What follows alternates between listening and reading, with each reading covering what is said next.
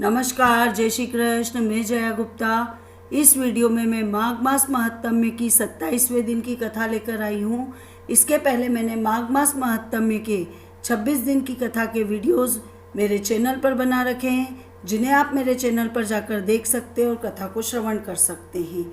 मैं इस वीडियो के डिस्क्रिप्शन में भी उन सबके लिंक दे दूँगी, जहाँ से आप उन सभी वीडियोज़ को देख सकेंगे और कथा को श्रवण करके माघ मास महात्म्य का पुण्य फल प्राप्त कर सकेंगे।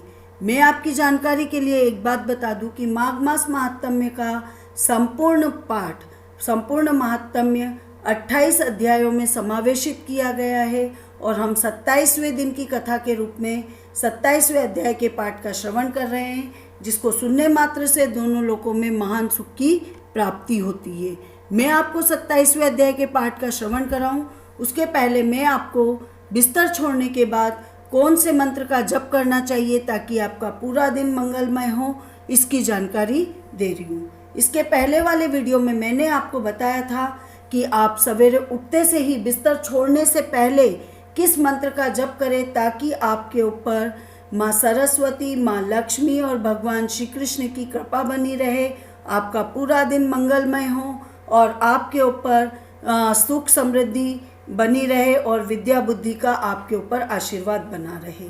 आइए अब हम देखें बिस्तर छोड़ते ही कौन से मंत्र का जप करना चाहिए।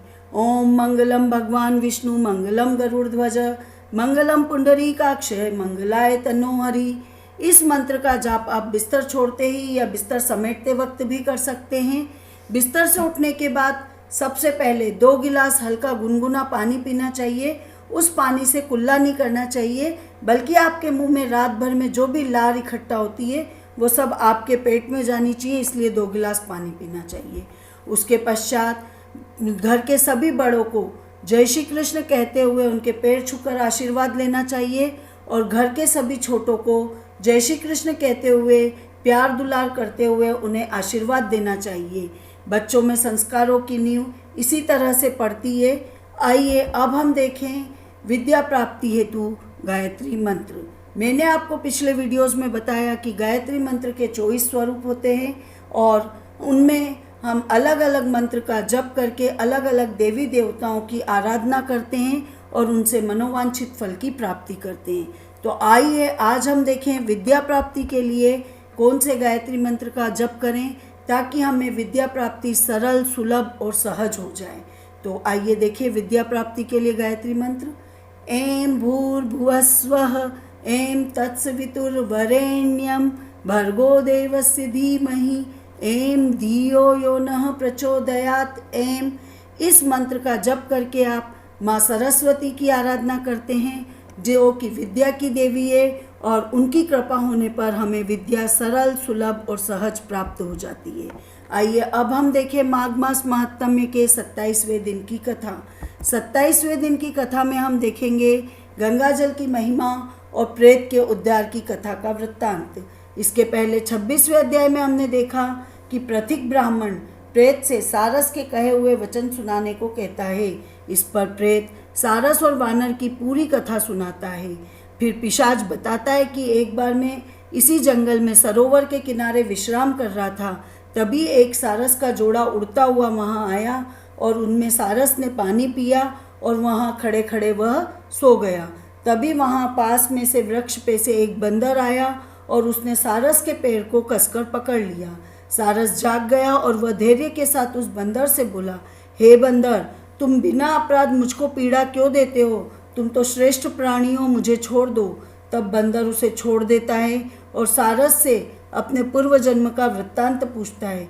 तब सारस बताता है कि तुम पूर्व जन्म में राजा थे, तुमने प्रजा को कष्ट देकर बहुत सारा धन इकट्ठा किया था, इसलिए तुम नरक में फेंके गए।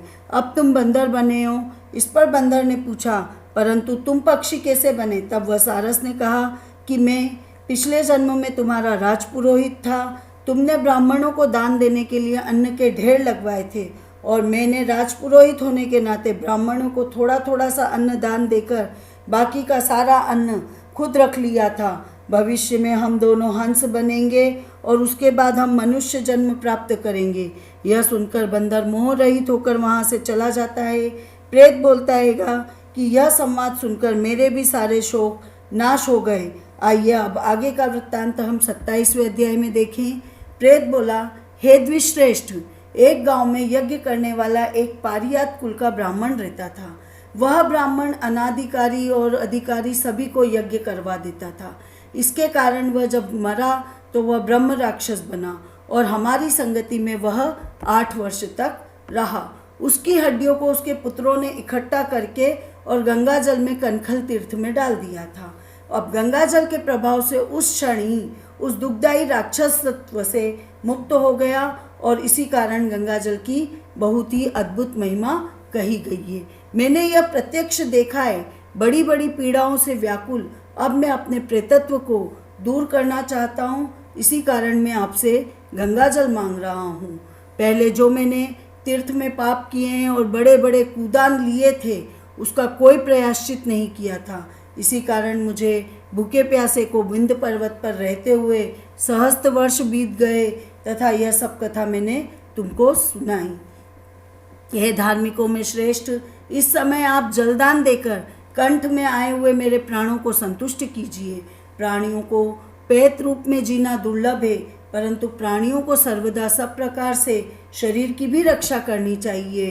कुष्ठ इत्यादि रोगों से ग्रस्त भी शरीर त्याग करने से इच्छा नहीं करते हैं। देवदूती जी ने कहा, ऐसा उस प्रेत के वचन सुनकर वह प्रथिक ब्राह्मण विस्मित हुआ और प्रेत पर कृपा करता हुआ मन में विचार करने लगा कि संसार में पाप तथा पुण्य के फल अवश्य प्रत्यक्ष दिखाई पड़ते हैं।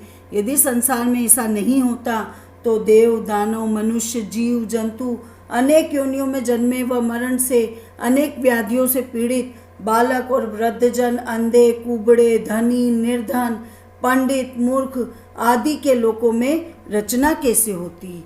इस कर्म भूमि में जिन्होंने न्याय मार्ग से धन इकट्ठा किया है वे ही धन्य हैं। भूमि, रत्न, स्वर्ण, गो, धान्य, ग्रह, पृथ्वी, हाथी, घोड़ा, ग्राम, अन्न, फल, जल, कन्या, औषधि, छत्र, जूता, आसन, शैया, तांबुल, माला, पंखा आदि त्रिलोकी में सुख चाहने वाले मनुष्य को अवश्य दान करना चाहिए। जो सत्पात्र को दान करते हैं वे ही अपना हित करते हैं। जीवन में दिया हुआ दान पदार्थ ही स्वर्ग में प्राप्त होता है और वही भोगा जाता है। उस धर्मिष्ठ कर्पाटिका के ऐसे वचन सुनकर प्रेत आर्द्र होकर फिर बोला, हे प्रथिक ब्राह्मण, मुझको मालूम हो गया है कि आप अवश्य सर्वज्ञ हैं। आप जीवन का आधार, मुझे जल दीजिए। इस प्राणदान में अविलंब मत कीजिए।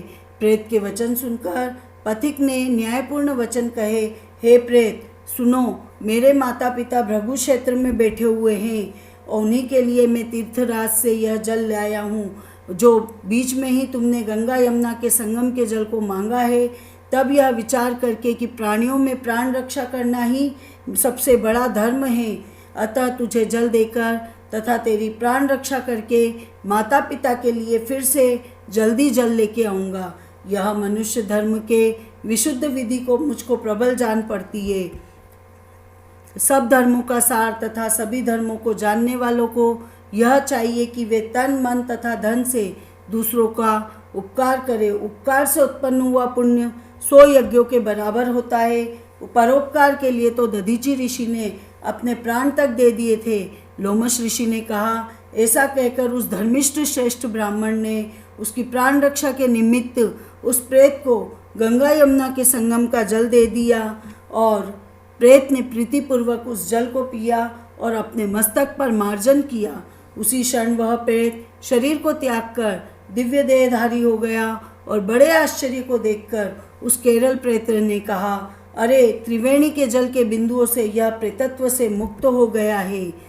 मैं समझता हूँ कि ब्रह्मा जी भी इस जल के गुण का वर्णन नहीं कर सकते, नहीं तो गंगा जी के जल को महादेव जी अपने मस्तक पर क्यों धारण करते। जो अचिंत्य शक्ति वाला गंगा जी का जल तिलमात्र भी पीता है वह देवता तथा गंधर्व हो जाता है। जो गंगा स्नान करता है वह वैष्णव पद को तथा स्वर्ग को प्राप्त करता है। यदि संबंधी लोग गंगा जी के जल से तर्पण करते हैं तो नरक में रहने वाले पितर लोग स्वर्ग में जाकर ब्रह्मत्व को लीन हो जाते हैं। गंगा जी के समान अन्य कोई दूसरा मुक्ति प्रदाता नहीं है। हे प्रतीक, तुम आयुष्मान हो, तुम धर्म से विमुख कभी मत होना। तुमने मेरे गंगा जल के दान से तुरंत उद्धार कर दिया है। लोमेश जी बोले। ऐसा कह के वह केरल पिशाच उस पथिक को आशीर्वाद दे के स्वर्ग को चला गया और वह पथिक संगम के जल की महिमा कहता हुआ फिर से जल लेने के लिए उसी मार्ग से प्रयागराज को चला गया। वशिष्ठ जी बोले, हे राजा दिलीप, इस प्रयाग महत्तम्य को सुनकर तथा मुनि को नमस्कार करके माघ मास में प्रयाग में गंगा यमुना के संगम में स्नान कर पापों से छूटकर पिशाच शरीर से मुक्त हो, दिव्य शरीर धारण कर द्रविड़ देश के राजा हो, भक्तिपूर्वक सबसे द्वेष छोड़कर भगवान नारायण की स्तुति करता हुआ, जिसके गंधर्वों ने स्तुति की और स्वर्ग की स्त्रियों ने पंखा जला, उत्तम विमान में चढ़कर इंद्रपुरी को गया। हे द्विश्रेष्ठ, यह इतिहास पुण्य, यश, कीर्ति, ज्ञान तथा मोक्ष को देने वाला और दुर्गति का नाश करने वाला है। अब तुम मेरे साथ ये कन्याएं और आपका पुत्र तथा तुम भी सद्गति पाने के लिए प्रयाग में चलकर ऐसा पुण्य फल का देने वाला माघ स्नान करें जो देवताओं को भी नहीं मिलता है। अब वहाँ जाने पर परस्पर श्राप से शापित हुए पिशाच पिशाची शाप मुक्त हो जाएंगे। वशिष्ठ जी बोले, इस प्रकार लोमश जी के मुख कमल से अमृतमय मधुर कथा को सुनकर उन्हीं के साथ उन लोगों ने दक्षिण दिशा को प्रस्थान किया। इति श्री माघ मासे सप्तम विषय अध्याय संपूर्ण। अभी तक यदि आपने मेरे वीडियोस को मेरे चैनल को सब्सक्राइब नहीं किया है तो कृपया मेरे चैनल को सब्सक्राइब कीजिए। आपको मेरा ये वीडियो अच्छा लगा हो तो इसे लाइक और शेयर कीजिए। साथ ही साथ बेल आइकन को हिट कीजिए ताकि मेरे नए वीडियोस के नोटिफिकेशन आपको तुरंत प्राप्त हो। हिंदू धर्म, संस्कृति, तीज त्योहार, व्रत कथा, रीति रिवाज इत्यादि जानने के लिए मेरे साथ बने रहिए। जय श्री कृष्ण।